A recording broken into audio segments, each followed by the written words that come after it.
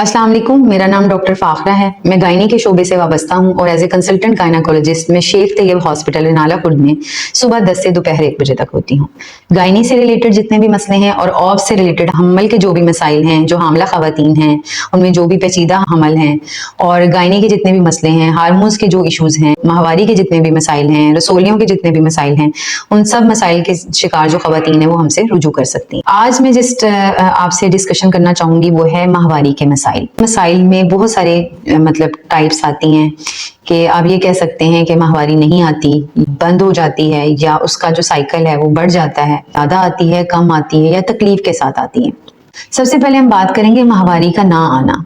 जैसे कि 12 से 13 साल की जो एज है जिसमें एक बच्ची को माहवारी आ जानी चाहिए, और अगर वो माहवारी नहीं आती तो उसकी वालदा को चाहिए कि वो उसको डॉक्टर के पास लेके आए, ताकि डॉक्टर उसके बाकी फर्दर उसका एग्जामिनेशन करके और उसकी हिस्ट्री लेके देख सके कि आया क्या इशू है, क्योंकि इसमें बहुत सारे हार्मोन्स इशू हो सकते हैं। फिर उसके अकॉर्डिंग डॉक्टर है हिस्ट्री लेगा, एग्जामिनेशन करेगा, पेशेंट के टेस्ट करवाएगा ताकि उसका बर वक्त इलाज किया जा सके।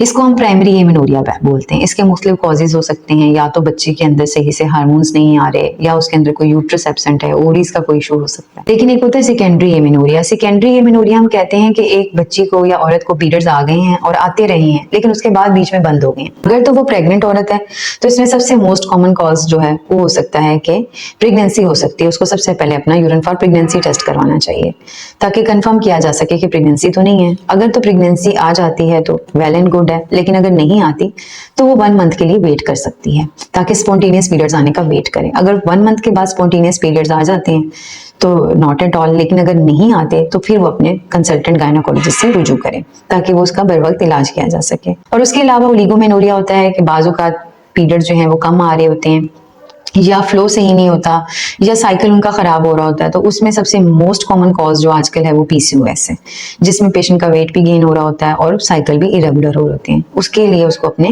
डॉक्टर से रुजू करना चाहिए और अपने सिम्टम्स के अकॉर्डिंग जो है वो, ताकि उसको ट्रीटमेंट मिल सके।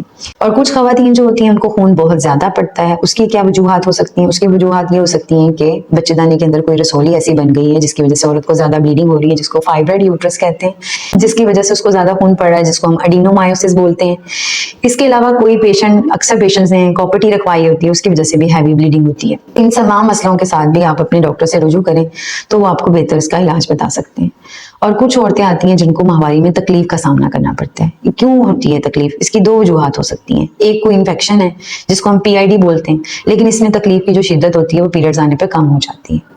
लेकिन दूसरी जो वजह है जिसको हम एंडोमेट्रियोसिस बोलते हैं, इसमें चॉकलेट सिस्ट बन जाती हैं आपके यूट्रस पे और इर्द गिर्द के स्ट्रक्चर्स पे, लेकिन इसका पेन जो होता है वो पीआईडी के पेन से काफी ज्यादा होता है और स्वेर होता है, और जैसे जैसे पीरियड्स आते हैं इसकी तकलीफ की शिद्दत बढ़ जाती है। इसके अलावा पेशेंट जो है वो मियाँ बीवी के ताल्लुक के दरमियान भी पेन की कंप्लेन करती है। तो इसके लिए आप अपने डॉक्टर से रुजू करें ताकि आपका डॉक्टर जो है आपको पर वक्त इलाज के लिए बता सके। उम्मीद है आपको पता चल गया होगा कि माहवारी के कौन कौन से मसाइल हैं और वो किस वजह से हो रहे हैं। अगर इन तमाम मसाइल का आप शिकार हैं तो आप हमसे कंसल्ट करें शेख तैयब हॉस्पिटल में सुबह 10 से दोपहर 1 बजे तक। इसके अलावा उनका ऑनलाइन कंसल्टेशन के लिए आप नीचे दिए गए नंबर पर हमसे रब्ता कर सकते हैं, और अगर आप कोई क्वेश्चन पूछना चाहें तो आप हमें कमेंट सेक्शन में पूछ सकते हैं। शुक्रिया।